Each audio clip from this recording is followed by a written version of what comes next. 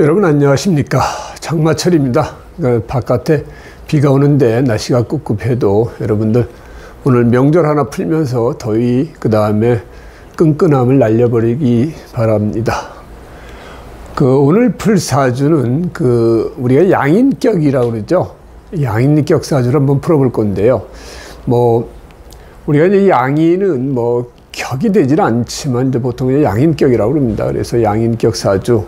왜 양인이라고 그러냐? 이게 이제 겁재인데 일간이 양일간일 경우에 그것을 이제 양인이라고 합니다. 왜 그러냐면은 재를 분탈하는 기운이 너무 강하기 때문에 별도로 분류를 해가지고 겁재보다도 더 조심해야 될 그런 사주다. 그래서 이제 양인격이라고 이제 특별히 얘기를 합니다. 그래서 우리가 이제 갑이나 그 다음에 병이나 그 다음에 경금이나 그 다음에 임수 이런 이제 양일간이 그 다음에 월지의 겁재를 봤을 때 그 다음에 이런 경우가 되는 거죠. 어떤 사람은 이제 무오도 5월에 무토도 양인격으로 이제 보는 사람들이 있는데 화토동법 때문에 이제 5월에 무토도 양인이다 이렇게 얘기를 하는데 이것은 그냥 인격으로 풀면 됩니다. 그래서 5월에 무토는 양인격이라고 분류하지 마시고 그 다음에 인수격으로 생각해 가지고 푸시면 되고요. 나머지 간목, 묘월의 간목, 그 다음에 5월의 병화, 그 다음에 6월의 경금, 자월의 임수 우리가 양이라고 생각하시면 됩니다.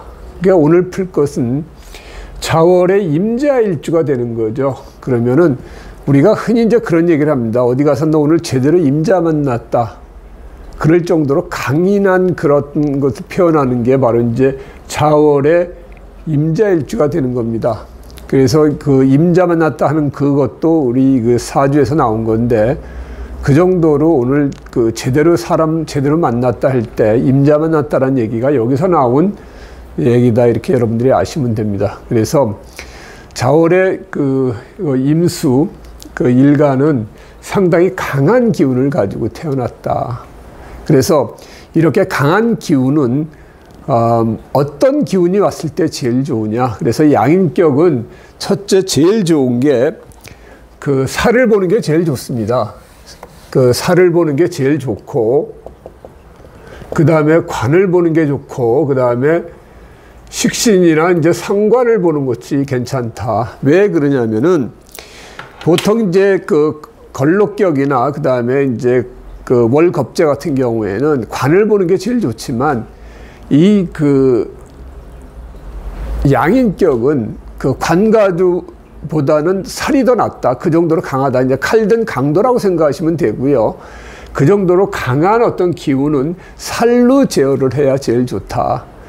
살이 없을 때는 그 다음에 이제 정관으로 이제 그걸 다스려야 되고 그것도 없을 때는 이제 식신으로 설기시키는 게 제일 좋다. 너무 강한 기운을 빼줘야 되니까 그 다음에 식신도 없으면 상관이라도 설기시켜 주는 게 좋다. 근데 상관은 이제 상관값을 하기 때문에 상관보다는 식신으로 설기시켜 주는 게 더 좋다. 이렇게 이제 우리가 얘기를 합니다. 그래서 여러분들이 양인격 명조를 봤을 때는 항상 살이나 관이 있는 거를 먼저 보셔야 됩니다.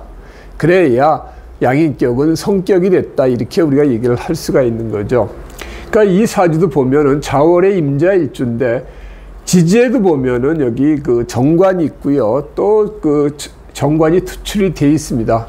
이것들이 양인격은 이제 용신을 찾을 수는 없죠. 일간하고 똑같은 거기 때문에 그래도 이것을 우리가 가용신으로 삼아도 되고요. 어쨌든 제일 좋은 기운을 주로 해가지고 이 정관이 이 양인이 투출돼 가지고 이 재를 극할 때 극하지 못하게끔 막아주는 역할을 합니다. 그래서 이 사주는 정관이 너무나 반듯하게 떠 있다. 그래서 재의 분탈을 막을 수 있다. 여기에 만일에 정관이 아니라 여기 무술이라든지 이렇게 아주 살이 떴으면 더 좋았겠죠. 그러면 상당히 귀격이다 이렇게 얘기를 할 수 있었을 텐데 이 사주는 이제 정관이 투출됐습니다. 그런데 정관의 힘을 이렇게 재생관해가지고 주니까 이것도 상당히 좋죠. 그리고 또 한편으로는 이 자수가 계수나 임수가 돼가지고 이렇게 재를 극할 때 이 정관이 막아주는 역할을 합니다. 그래서 이 재가 있어서 식신이 떴을 때 정관을 보호해 주고요. 그 다음에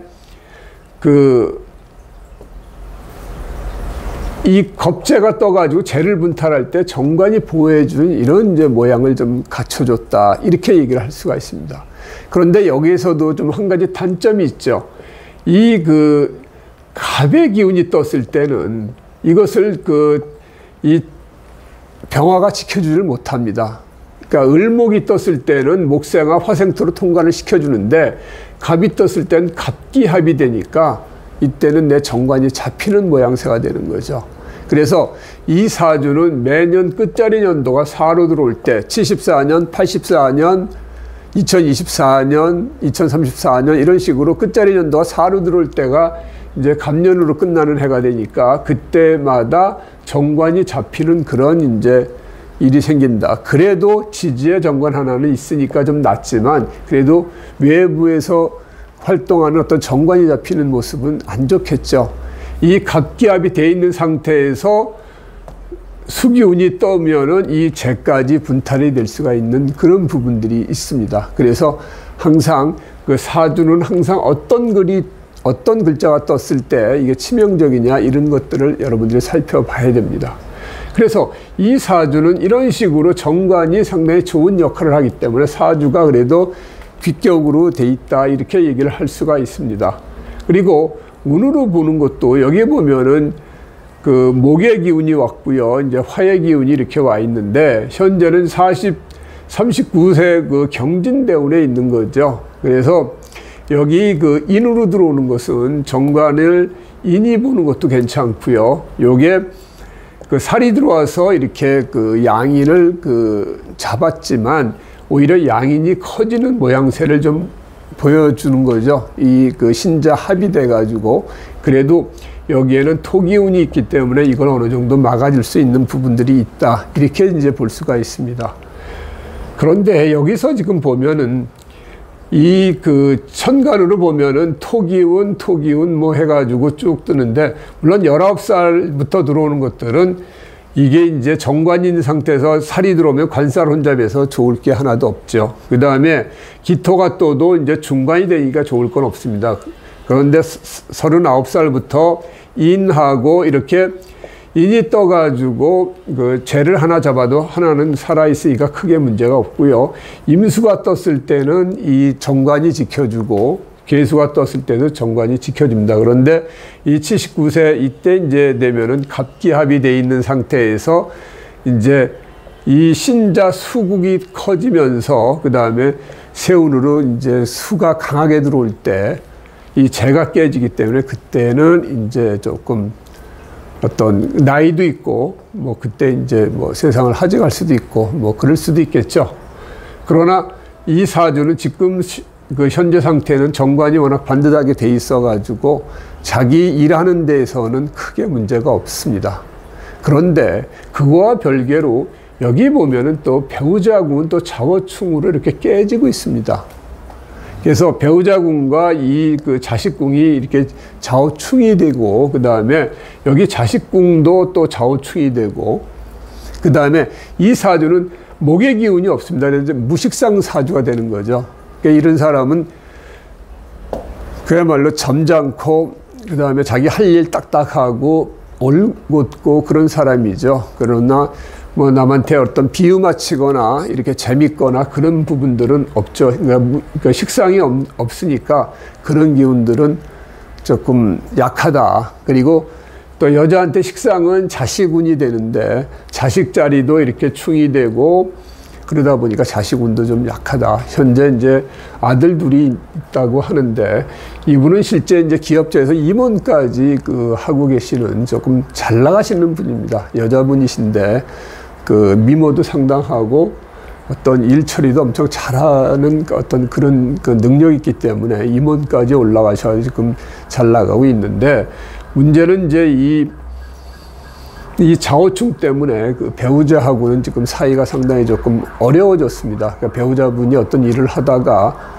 그게 잘못돼 가지고 상당히 조금 어려운 상태에 빠졌는데, 그로 인해서 부부간에 어떤 갈등도 생기고 그래서 내년이 이제